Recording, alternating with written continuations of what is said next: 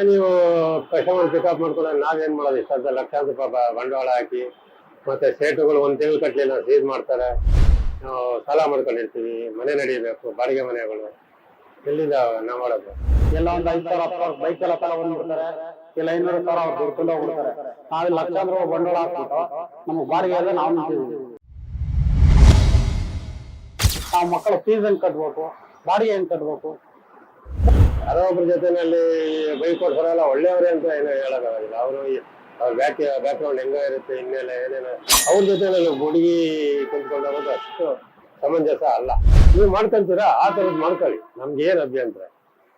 ನೀವು ಆಟೋ ತಗೊಂಡು ಓಡಿಸಿ, ಅವಾಗ ನಿಮಗೂ ಗೊತ್ತಾಗುತ್ತೆ ಕಷ್ಟ ಏನು ಅಂತ. ಟೂ ವೀಲರ್ ಅವ್ರು ಹೇಳ್ತೀರಲ್ಲ, ನೀವು ಆಟೋ ತಗೊಳ್ಳಿ, ಕ್ಯಾಬ್ ತಗೊಳ್ಳಿ, ಓಡಿಸಿ, ಅವ್ರಿಗೆ ಏನು ಕಷ್ಟ ಇದೆ ಅಂತ ಅವಾಗ ಗೊತ್ತಾಗುತ್ತೆ. ನಾವು ಇನ್ಸೂರೆನ್ಸ್ ಕಟ್ತೀವಿ, ಎಲ್ಲ ಮಾಡ್ತೀವಿ, ನಮ್ಗೆ ಎಷ್ಟು ಖರ್ಚಿದೆ ಗಾಡಿಗೆ? ಟೂ ವೀಲರ್ಗೆ ಏನಿದೆ ಸರ್? ನಮಸ್ತೆ. ನಿಮಗೆ ಸುಬ್ರಹ್ಮಣ್ಯ, ನಾನು ಈಗ 18 ವರ್ಷ ಆಯ್ತು. ಹೌದು ಸರ್, ಅದು ನಿಜಾನೇ. ಯಾಕಂದ್ರೆ ನೀವು ಬೇಕಾದ್ರೆ ಎಲ್ಲೋ ಬೋರ್ಡ್ ಮಾಡ್ಕೊಂಡು ಏನ್ ಬೇಕಾ ಮಾಡಿ, ನಮ್ಮ ಅಭ್ಯಂತರ ಇಲ್ಲ. ನೀವು ಓನ್ ಯೂಸ್ ಗಾಡಿಗಳನ್ನ ಇದು ಮಾಡ್ಕೊಂಡು ನೀವು ಕೆಲ್ಸಕ್ಕೆ ಎಲ್ಲೋ ಹೋಯ್ತೀರಾ, ಇಂದ್ರಾನಗರ ಅಲ್ಲೆಲ್ಲ ಹೋಯ್ತೀರಾ ಕೆಲ್ಸಕ್ಕೆ, ನಿಮ್ ಕೆಲ್ಸಕ್ಕೆ ನೀವು ಕಸ್ಟಮರ್ ಪಿಕಪ್ ಮಾಡ್ಕೊಂಡು ನಾವೇನ್ ಮಾಡೋದು, ಇಷ್ಟ ಲಕ್ಷಾಂತರ ರೂಪಾಯಿ ಬಂಡವಾಳ ಹಾಕಿ ಮತ್ತೆ ಸೇಟುಗಳು ಒಂದ್ ತಿಂಗಳು ಕಟ್ಲಿಲ್ಲ ಸೀಸ್ ಮಾಡ್ತಾರೆ, ಗಾಡಿ ಬಿಡಲ್ಲ ಕಟ್ಟೋವರ್ಗು. ನಾವು ಸಾಲ ಮಾಡ್ಕೊಂಡಿರ್ತೀವಿ, ಮನೆ ನಡೀಬೇಕು, ಬಾಡಿಗೆ ಮನೆಗಳು ಎಲ್ಲಿಂದ ನಾವು ಮಾಡೋದು?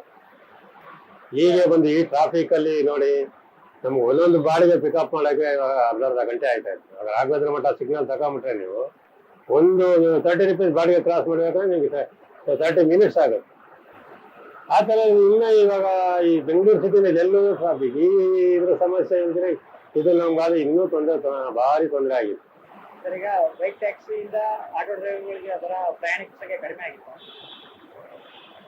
ಹೌದು ಸರ್, ಇವಾಗ ಸಿಂಗಲ್ ಪ್ಯಾಸೆಂಜರ್ ಯಾರು ನಮ್ಗೆ ಬುಕ್ ಮಾಡ್ತಾ ಇರ್ಲಿ, ಬೈಕ್ ಇರೋವಾಗ ಅದ್ರಲ್ಲಿ ಹೊಂಟೋಯ್ತಾ ಇತ್ತು, ನಮ್ಗೆ ಯಾರು ಬುಕ್ ಮಾಡ್ತಾ ಇದ್ದಾರೆ, ಅಲ್ಲಿ ಇದ್ರೆ ಮತ್ತೆ ಬುಕ್ ಮಾಡ್ತಾರೆ. ಸಿಂಗಲ್ ಪ್ಯಾಸೆಂಜರ್ ಎಲ್ಲರೂ ಟೂ ವೀಲರಲ್ಲಿ ಬುಕ್ ಮಾಡ್ಕೊಂಡು ಆಯ್ತು, ಏನ್ ಮಾಡಿದ್ವಿ?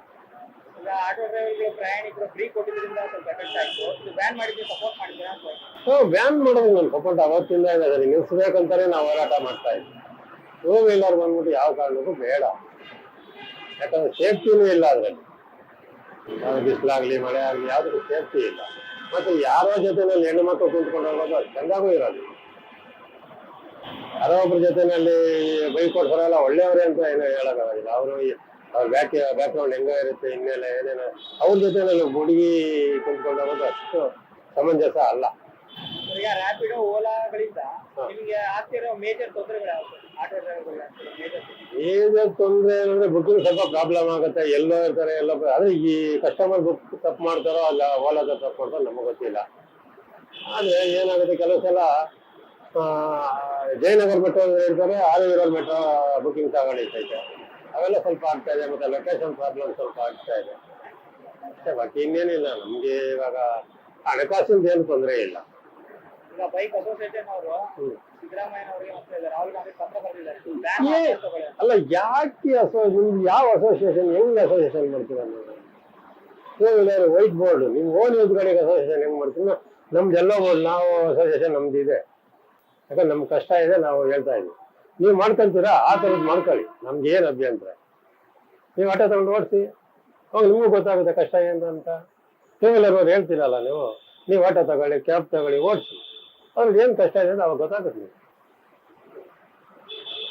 ನಾವು ಹೇಳ್ತೀವಿ ಅಂತ ನೀವು ಹೇಳ್ಬಾರ್ದು, ನೀವು ಬನ್ನಿ ನಮ್ಮ ಜಾಗಕ್ಕೆ, ಅವಾಗ ನಮ್ಮ ತೊಂದರೆ ನಿಮ್ಗೆ ಅರ್ಥ ಆಗುತ್ತೆ.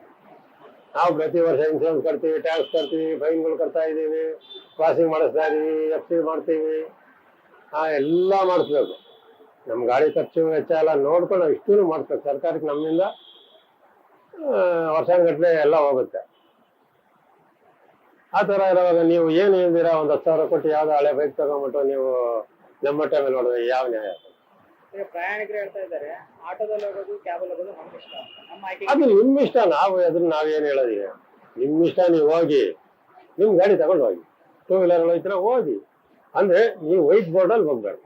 ವೈಟ್ ಬೋರ್ಡ್ ಏನಂದ್ರೆ ಅದು ನಿಮ್ಮ ಯೂಸ್ ಇರೋದು, ಅದು ನೀವು ಬಾಡಿಗೆ ಹೊಡೆದು ಇನ್ನೊಬ್ರು ಹೊಟ್ಟೆ ಮೇಲೆ ಹೊಡಿಯೋಕ್ಕಲ್ಲ. ಇದು ನೀವು ಫ್ಯಾಮಿಲಿಯನ್ನು ಕುಂಡಿಸ್ಕೊಂಡು ಹೋಗಕ್ಕೆ, ನೀವು ಕೆಲಸಕ್ಕೆ ಹೋಗಕ್ಕೆ ನೀವು ಟೂ ವೀಲರ್ ಇಟ್ಕೊಂಡಿರ್ತೀರ ಹೊರತು ಅದ್ರಲ್ಲಿ ಸಂಪಾದನೆ ಮಾಡಿದ್ರೆ ನೀವು ಇನ್ನೂ ಒಂದು ಯಾವ್ದು ಈ ಝೊಮ್ಯಾಟೊ ಆ ಥರದ್ದು ಮಾಡ್ಕೊಳ್ಳಿ. ಅದ್ರಲ್ಲಿ ಏನು ಅದ್ರಲ್ಲಿ ನಮ್ಗೆ ಅಭ್ಯಂತರ ಇಲ್ಲ. ಆನ್ಲೈನ್ ಫುಡ್ ಡೆಲಿವರಿ ಅದು ಬೇಕಾದಷ್ಟು ಇದೆ ಇವತ್ತು, ಅದು ಮಾಡ್ಕೊಳ್ಳಿ. ಅದ್ರಲ್ಲಿ ಏನು ನಾವೇನು ಅದನ್ನ ಕೇಳೋಕ್ಕಾಗುತ್ತಾ ನಾವು, ನೀವು ಯಾಕೆ ಮಾಡ್ತಾ ಇದೀರ ಅಂತ ಅವ್ರನ್ನ ಕೇಳ.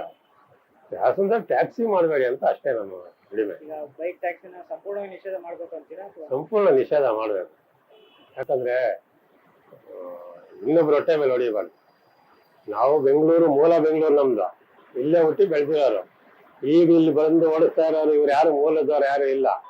ಒಂದು 10% ಕೂಡ ಇಲ್ಲ. ಎಲ್ಲ ನಾರ್ತ್ ಕಡೆಯವರು, ಆ ಕಡೆಯವರು, ಈ ಕಡೆಯವರೇ ಬಂದು ಎಲ್ಲ ಸೇರ್ಕೊಂಡು ಆಂಧ್ರ ಅದವ್ರು ಇದೆ, ಎಲ್ಲ ಗಾಡಿಗಳಿದ್ದಾರೆ ನೋಡಿ. ಅಲ್ಲಿ ಅವ್ರು ರಿಜಿಸ್ಟ್ರೇಷನ್ ತಗೊಳ್ಳಿ, ಗಾಡಿ ನಂಬರ್ ಎಲ್ಲ ಬೇರೆ ಬೇರೆ ಸ್ಟೇಟ್ಗಳಿಂದ ಬಂದು ಇಲ್ಲಿ ನೀವು ಸುಲಭವಾಗಿ ಸಿಗುತ್ತೆ, ಬೆಂಗಳೂರು ಫ್ರೀ ಆಗಿದೆ ಅಂತ ನೀವು ಇಲ್ಲಿಗಲ್ ಆಗೆಲ್ಲ ಇಲ್ಲಿಗಲ್ಲೇ ಅದು ಲೀಗಲ್ ಅಂತೂ ಆಗೋದಿಲ್ಲ. ಹೈಕೋರ್ಟ್ ಹೇಳಿದ್ ಕರೆಕ್ಟಾಗಿ ಹೇಳಿದೆ. ಸಿದ್ದರಾಮಯ್ಯನವ್ರು ಏನೋ ಹೇಳ್ಬೋದು, ಇನ್ನೊಂದೇನೋ ಹೇಳ್ಬೋದು. ಹೈಕೋರ್ಟ್ ಹೇಳೋದು ಕರೆಕ್ಟ್ ಆಗಿದೆ. ನಿಮ್ದು ಏನಿದೆ ನೀವು ಮಾಡ್ಕೊಳ್ಳಿ. ಇಲ್ಲ ಸರ್ಕಾರ ಅದಕ್ಕೊಂದು ತೀರ್ಮಾನ ಮಾಡಿ, ನೀವು ಎಲ್ಲ ಮಾಡ್ತೀರಾ ಮಾಡ್ಕೊಳ್ಳಿ. ಸರ್ಕಾರಕ್ಕೆ ಟ್ಯಾಕ್ಸ್ ಹೋಗುತ್ತೆ ವರ್ಷ ಸರ್ಕಾರಕ್ಕೆ ಏನು ಹೋಗ್ಬೇಕು ಹೋಗ್ತದೆ, ಮಾಡ್ಕೊಳ್ಳಿ ನೋಡೋಣ ಅದನ್ನು ಅಷ್ಟೇ. ನಮ್ದೇನು ಬೇರೆ ಏನಿಲ್ಲ. ಇಲ್ಲ ಯಾಕಂದ್ರೆ ಅವ್ರಿಗೂ ಜೀವನ ಇದೆ, ನಮಗೂ ಜೀವನ ಇದೆ. ಅದೇ ನಮ್ದೇ ನೀವು ಬಂದು ಮಾಡಿ. ಹಂಗಾದ್ರೆ ನೀವು ಆಟೋ ತಗೊಳ್ಳಿ, ಕ್ಯಾಬ್ ತಗೊಳ್ಳಿ, ಓಡಿಸಿ. ಈಗ ಲಕ್ಷಾಂತರ ಜನ ಬೈಕ್ ಟ್ಯಾಕ್ಸಿಗಳು ನಿರುದ್ಯೋಗಿಗಳಾಗ್ತಿದ್ದಾರೆ ಅಂತ ಹೇಳಿ. ನಿರುದ್ಯೋಗಿ ಇಲ್ಲ ಸರ್, ಅದು ನಿರುದ್ಯೋಗಿ ಅಂತ ಹೇಳಲೇಬಾರ್ದು. ಅದೇ ಈಗ ಉದ್ಯೋಗ ಅಂತ ಯಾರು ಹೇಳಿದ್ದು? ಉದ್ಯೋಗ ಅಂತ ತಗೊಂತೀರ ನೀವು ಗಾಡಿನ? ನಿಮ್ ಉದ್ಯೋಗ ಕೆಲ್ಸಕ್ಕೆ ಹೋಗೋಕ್ಕೋಸ್ಕರ ನೀವು ಗಾಡಿ ತಗೊಂಡಿದ್ದೀರಿ. ನೀವು ಉದ್ಯೋಗಿ ಬಾಡಿಗೆ ಹೊಡಿಬೇಕಂತ ಗಾಡಿ ತಗೊಂಡಿಲ್ಲ. ನೀವು ಎಲ್ಲ ಕೆಲಸ ಮಾಡ್ತೀರಾ, ಅದಕ್ಕೆ ನೀವು ಅನುಕೂಲಕ್ಕೆ ತಗೊಂಡಿದ್ದೀರಿ. ನೀವು ಓಡಾಡಕ್ಕೆ ಎದಕ್ಕೆ ತಗೊಂಡಿರ್ತೀರ ಹೊರತು ನಾವು ಬಾಡಿಗೆ ಹೊಡೆದು ಇದ್ರ ಸಂಪಾದನೆ ಮಾಡ್ತೀನಿ ಅನ್ನೋದಕ್ಕಿಲ್ಲ. ಆ ಥರ ಮಾಡ್ಬೇಕು. ನೀವು ಆನ್ಲೈನ್ನಲ್ಲಿ ಇವತ್ತು ಝೊಮ್ಯಾಟೊ, ಸ್ವಿಗ್ಗಿ ಅದು ಇದೆಲ್ಲ ಅದು ಮಾಡಿ. ಇವಾಗ ನಿಮ್ಗೆ ಇದೇನು ಸಂಪಾದನೆ, ಅದು ಉದ್ಯೋಗನೇ ಮಾಡಿ. ಅಲ್ಲಿ ನಿಮ್ಗೆ ಯಾರು ಕೇಳೋದು. ಅದು ಬಿಟ್ಬಿಟ್ಟು ನಮ್ಮ ಮೇಲೆ ಹೊಡೆದ್ರೆ ನೀವೇ ಏನ್ ಚಂದ.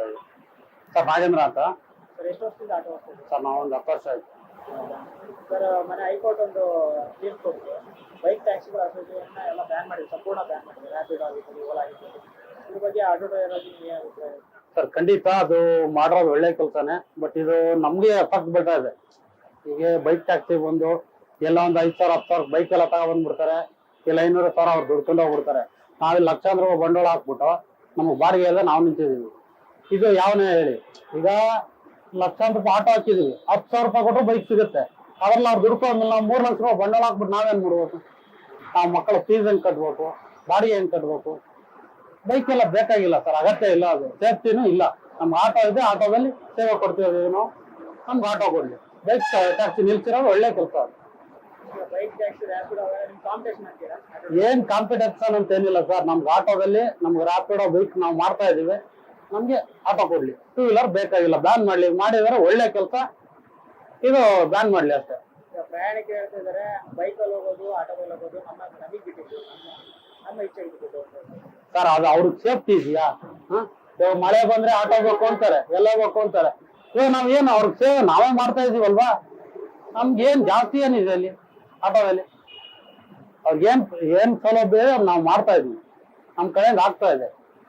2 ವೀಲರ್ ಸೇಫ್ಟಿ ಇಲ್ಲ. ಅದು ಅವ್ರು ನೋಡ್ಕೋಬೇಕು, ಯೋಚನೆ ಮಾಡ್ಬೇಕು ಅವ್ರು ಅಲ್ವಾ? ಗೌರ್ಮೆಂಟ್ ತಡೆಯಾಜ್ಞೆ ಮುಂದುವರಿಸ್ಬೇಕಂತೀರಾ ಅಥವಾ? ಸರ್ ಇದನ್ನ ನಿಲ್ಸಿದ್ರೆ ಒಳ್ಳೇದು. ಇದನ್ನ ಮುಂದುವರ್ಸ್ಕೊ. ಅದಕ್ಕೆ ಯಾವುದೇ ತರ ಪರ್ಮಿಷನ್ ಕೊಡಬಾರ್ದು. ಆಟೋ ಇದೆ, ಕಾರ್ ಇದೆ, ಕ್ಯಾಬ್ಗಳಿದೆ, ಆಟೋ ಓನ್ಲಿ. ಈಗ ಪ್ರಯಾಣಿಕರು ಹೇಳ್ತಾ ಇದಾರೆ ಆಟೋ ಕಂಪೇರ್ ಮಾಡಿದ್ರೆ ಬೈಕ್ ಟ್ಯಾಕ್ಸಿಗಳು ರೇಟ್ ಕಡಿಮೆ ಇದೆ. ಹೆಂಗ್ ಸರ್ ಕಡಿಮೆ? ಆಟೋದವ್ರು ಜಾಸ್ತಿ ಸುಲಿಗೆ ಮಾಡ್ತಾರೆ. 2 ವೀಲರ್ ಇದೆಯಾ ಹೋಗ್ಲಿ? 2 ವೀಲರ್ಗೆ ಯಾವ ಪರ್ಮಿಷನ್ ಇದೆ? ಈಗ ಏನಾರು ಒಂದು ಹೆಚ್ಚು ಕಡಿಮೆ ಆಗ್ಬೋದು, ಏನಾರು ಆಗ್ಬೋದು. ಯಾರು ಇದೇ ಆಟೋದಲ್ಲಿ ಒಂದು ಸ್ಮಾಲ್ ಒಂದು ಐಟಮ್ ಮಿಸ್ ಆಗ್ಲಿ, ಅದು ಬಂದು ನಮ್ಮ ಹತ್ರ ಕೇಳ್ತಾರೆ, ನಾವು ಅದನ್ನ ಹ್ಯಾಂಡ್ ಓವರ್ ಮಾಡ್ತೀವಿ ಅವ್ರಿಗೆ. 2 ವೀಲರ್ ಹೆಚ್ಚು ಕಡಿಮೆ ಆಯ್ತು ಅಂದ್ರೆ ಯಾರು ಜವಾಬ್ದಾರ ಆಗ್ತಾರೆ? ಯಾರು ಇದಕ್ಕೆ ಪರ್ಮಿಷನ್ ಕೊಟ್ಟವ್ರ? ಅವ್ರವ್ರ ಇಷ್ಟ ಬಂದಾಗ ಅವ್ರು ಹೊಡಿತಾ ಇದಾರೆ. ಅದೇ ಆಟೋ ಆಗ್ಲಿ, ನಾವು ಇನ್ಸೂರೆನ್ಸ್ ಕಟ್ತೀವಿ, ಎಲ್ಲ ಕಟ್ತೀವಿ, ಎಲ್ಲ ಮಾಡ್ತೀವಿ. ನಮ್ಗೆ ಎಷ್ಟು ಖರ್ಚಿದೆ ಗಾಡಿಗೆ? 2 ವೀಲರ್ಗೆ ಏನಿದೆ ಸರ್? ಒಂದು ಏನಂದ್ರೆ ಏನಿರಲ್ಲ, ಅವ್ರ ಪಾಡ್ದವ್ರು ಆರಾಮಾಗಿ ದುಡ್ಕೊಂಡು ಹೋಗ್ತಾ ಇರ್ತಾರೆ. ಏನಿದೆ? ಈಗ ಪ್ರಯಾಣಿಕರು ಆರೋಪ ಮಾಡ್ತಾರೆ ನೈಟ್ ಆದ್ರೆ ಆಟೋ ಡ್ರೈವರ್ಗಳು ಜಾಸ್ತಿ ವಸೂಲಿ ಮಾಡ್ತಾರೆ. ಸರ್ ಎಂತವೂ ಇಲ್ಲ ಸರ್, ಯಾರು ಇಲ್ಲ. ಎಲ್ಲಾರು ದುಡಿಯೋಕೆ ನಿಂತಾರೆ. ಯಾರು ಸುಮ್ಮನೆ ಕೊಟ್ಬಿಡ್ತಾರೆ? ಯಾರು ಕೇಳ್ಬಿಟ್ರೆ ಯಾರು ಕೊಡಲ್ಲ ಸರ್. ಅವ್ರು ಕರೆಕ್ಟ್ ಅವ್ರ ಕೆಲಸ ಅವ್ರು ಮಾಡ್ಕೊಂಡು ಹೋಗ್ತಾ ಇದಾರೆ. ಬಟ್ ಇದನ್ನ ಬ್ಯಾನ್ ಮಾಡೋದು ಒಳ್ಳೆ ಕೆಲಸ ಸರ್ ಇದು.